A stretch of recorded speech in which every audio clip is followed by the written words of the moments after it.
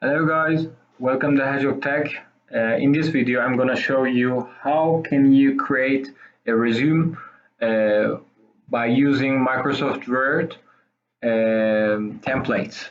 It's quite easy. Now I'm going to open Microsoft Word, and here in the left you can see a tab, Home, New and Open. Click New and you can see there is a search box at the top. You can write resume and search it, and you can see there are many different type of resumes are listed in this search, and you can easily click one of them. I like this one.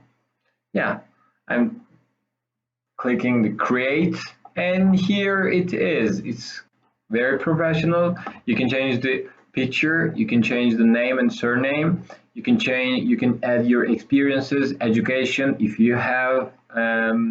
Actually, it's quite weird to explaining someone how to use templates. So I bet you don't have any education, but no worries. Just I'm showing. If you like this video, just do something, I don't know. And thank you for watching. Goodbye.